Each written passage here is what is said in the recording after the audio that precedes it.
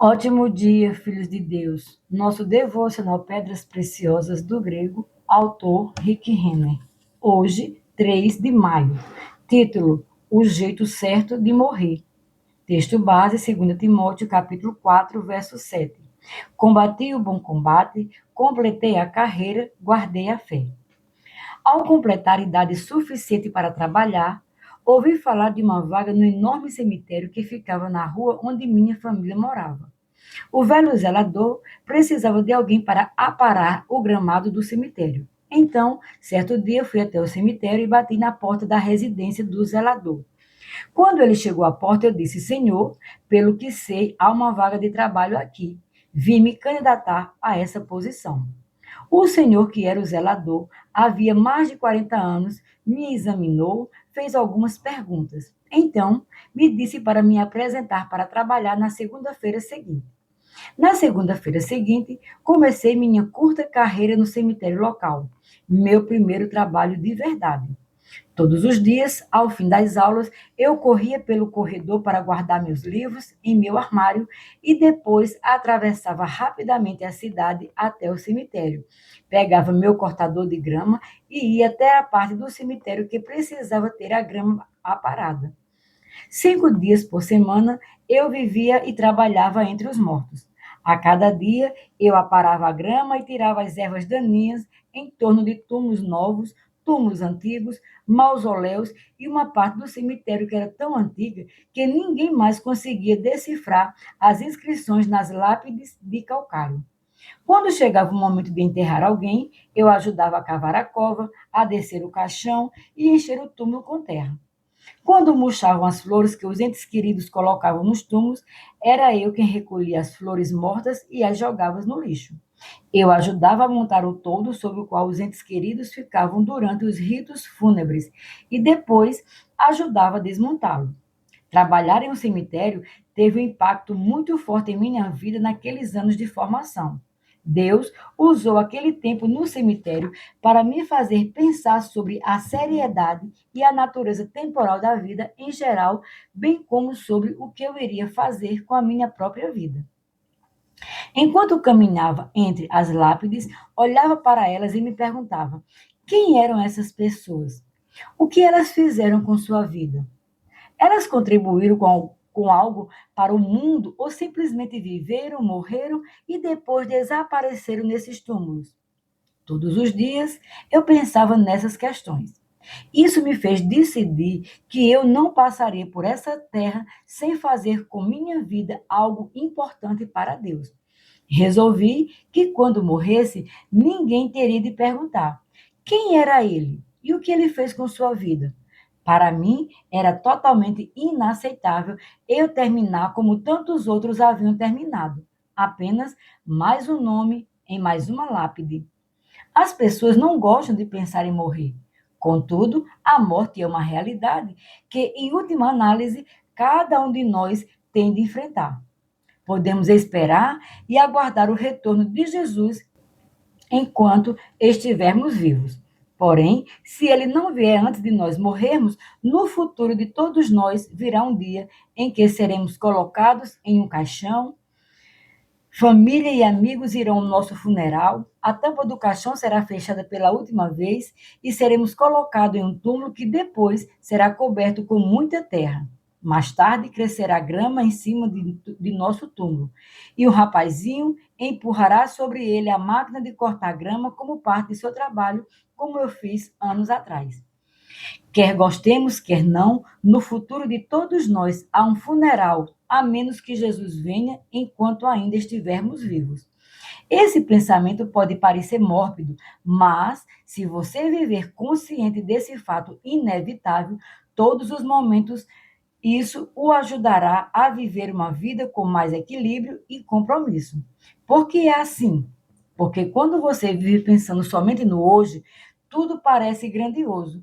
Contudo, a verdade é que a maioria das coisas que roubam a nossa paz nos impedem de fazer o que Deus quer que façamos, acabam com a nossa alegria e prejudicam os nossos relacionamentos, perderão a importância quando morremos e estivermos diante de Jesus.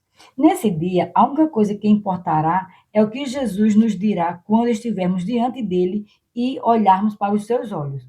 O apóstolo Paulo nos disse: porque importa que todos nós compareçamos perante o tribunal de Cristo, para que cada um receba segundo o bem ou mal que tiver feito por meio do corpo. Segundo Coríntios, capítulo 5, verso 10. Por viver com a consciência daquele momento em que se apresentaria diante de Jesus, Paulo conseguiu continuar avançando, mesmo quando os tempos se tornavam extremamente difíceis. Ele sabia que, por fim, a vida passaria, as difíceis provações acabariam e ele ficaria diante de Jesus para prestar contas de sua vida. Foi por isso que Paulo escreveu: porque a nossa leve e momentânea tribulação produz para nós eterno peso de glória acima de toda comparação. Segundo Coríntios capítulo 4, verso 17. Eu amo esse versículo porque ele lança luz sobre a atitude de Paulo em relação à vida e às aflições. Ele não gostava de aflições e se opunha a elas, mas se recusava a superestimá-las, escolhendo em vez disso vê-las como aflições leves. Você diria que os problemas de Paulo eram aflições leves? Ele enfrentou a rejeição de alguns de seus amigos mais próximos e, pior ainda, de muitas igrejas da Ásia. 2 Timóteo capítulo 1, verso 15. Ele havia sido seriamente espancado várias vezes. 2 Coríntios capítulo 11, verso 24 e 25. Havia naufragado 3 vezes. 2 Coríntios 11, 25. Havia sobrevivido a perigos na cidade, no deserto e no mar. Ele estivera sob perigo de assaltantes, de pagãos e de falsos irmãos, e havia passado por períodos de fome, sede e insônia. 2 Coríntios 11, 26 e 27. Esses foram problemas grandiosos, mas Paulo se recusou a deixá-los serem grandes em sua vida.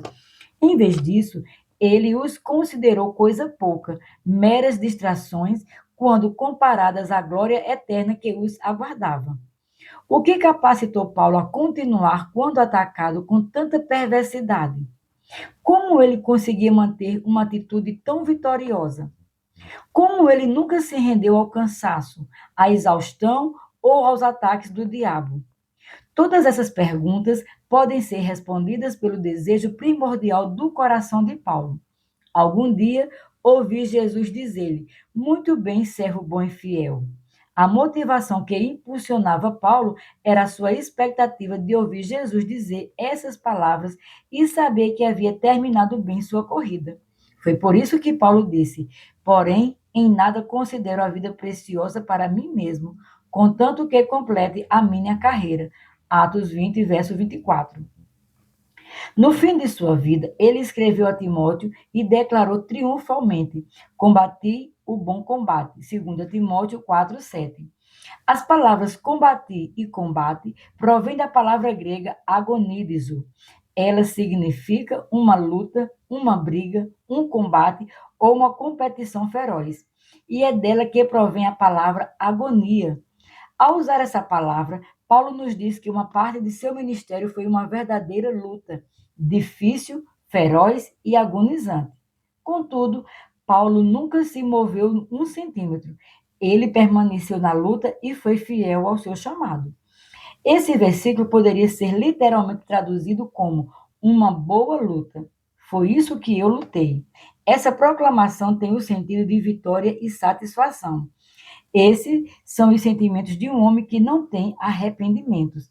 Ele se orgulha da competição em que se envolveu. Independentemente de todos os outros que abandonaram a luta, Paulo pôde dizer: eu fiquei lá, uma boa luta, foi isso que eu lutei. Então, Paulo continua e nos diz: completei a carreira. Essa palavra carreira é a palavra grega dromos, que sempre descreve uma corrida a pé ou uma pista de corrida. Perceba também que ele se referiu à sua atribuição de vida como carreira. Paulo sabia exatamente qual corrida ele foi chamado a correr e não tentou correr a corrida de outra pessoa. A despeito de tudo que tentou retardá-lo, tirá-lo da corrida e derrotá-lo, ele se recusou a deixar de correr. Independentemente do que acontecia, Paulo permanecia na pista, fiel à carreira que Deus lhe havia dado. Assim, essa parte do versículo poderia ser traduzido como: minha corrida, eu a corri com todas as minhas forças, nunca parando até saber haver atingido a meta e terminado. Por fim, Paulo escreve: guardei a fé. A palavra grega para guardei é tério. É a mesma palavra grega usada para descrever uma guarda de soldados posicionados para proteger algo importante. O trabalho desses soldados era montar guarda e vigiar. Eles deveriam ser fiéis e permanecer comprometidos com a responsabilidade de vigiar, independentemente do tipo de ataque ou do número de oponentes que pudesse encontrar.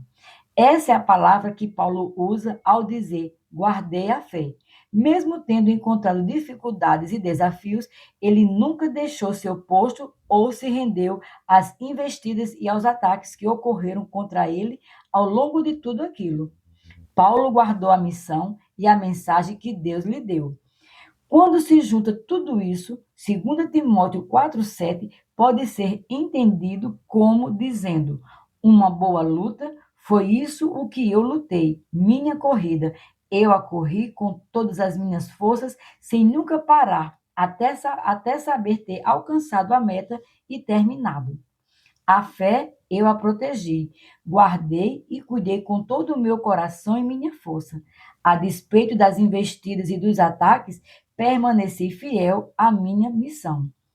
Esse soldado do Senhor tem tudo para se gabar. Seu ministério pode ter sido difícil, mas ele conseguiu. Paulo nunca cedeu 1 centímetro ao inimigo. Agora, ao enfrentar sua própria morte, ele não tem medo. Em vez disso, alegra-se porque sabe que saiu bem. Ele está pronto para partir desta terra e está eternamente com o seu Senhor. Ansiando pelo momento em que finalmente se encontrará diante de Jesus, Paulo escreve com confiança: já agora a coroa da justiça me está guardada, a qual o Senhor, reto juiz, me dará naquele dia, e não somente a mim, mas também a todos quantos amam a sua vinda. 2 Timóteo 4:8. Quando você for tentado a se desviar e a se distrair pelos problemas da vida, tente encontrar alguns minutos para ficar a sós com o Senhor. Lembre-se de que todos os seus problemas são passageiros e em breve passarão. Porém, a sua obediência a Deus é eterna. Então, nada é mais importante do que fazer o que Deus lhe disse para fazer. Quando você estiver diante de Jesus, todos os desafios que enfrentou serão esquecidos e somente uma pergunta permanecerá. Jesus desejará saber: você fez o que eu lhe pedi para fazer ou se distraiu e deixou que os cuidados da vida o impedissem de cumprir sua tarefa? Manter tudo o que lhe acontece na perspectiva do dia em que você se encontrar diante de Jesus ajudará você a viver uma vida com mais equilíbrio e compromisso. Você não quer olhar para o seu rosto com confiança? É claro que quer. Então, tenha a atitude do apóstolo Paulo. Decida deliberadamente enxergar seus problemas como nada além de uma leve aflição que não durará muito. Por outro lado, o que você fizer com o chamado de Deus em sua vida durará eternamente. Então, não deixe esses pequenos e miseráveis problemas impedirem você de seguir em frente para o elevado chamado de Deus. Assim como o apóstolo Paulo terminou sua corrida com alegria, você também pode terminar a sua corrida com alegria e vitória.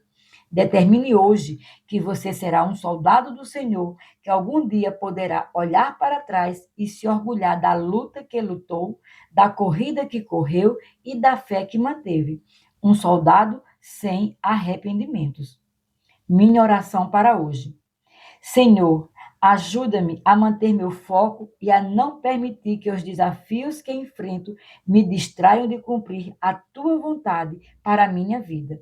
Eu sei que o inimigo continua me cercando com distrações porque tu me chamaste a fazer algo importante.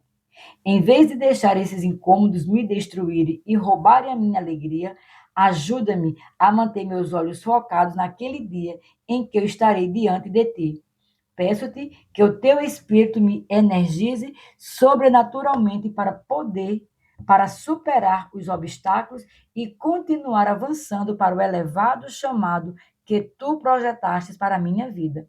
Assim eu oro em o nome de Jesus. Minha confissão para hoje.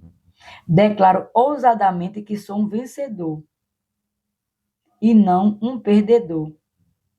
Não jogo a toalha e desisto quando a coisa fica difícil. Em vez disso, finco meus calcanhares e me recuso a entregar o território que Deus me chamou a conquistar e a possuir. Vivo a minha vida com seriedade, equilíbrio e compromisso, devido ao Espírito de Deus dentro de mim.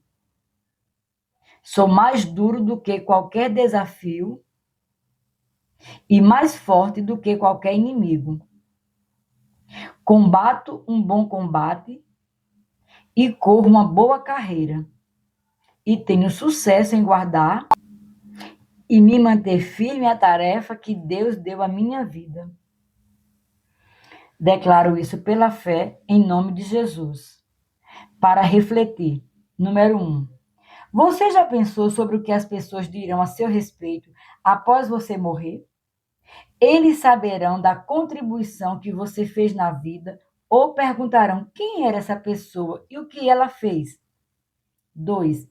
Você consegue verbalizar o que Deus o chamou a fazer com a sua vida?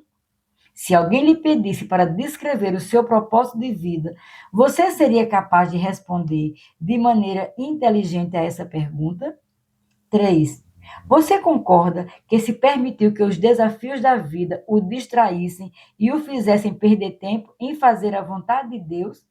É hora de voltar ao plano original? Sejamos abençoados na prática da palavra.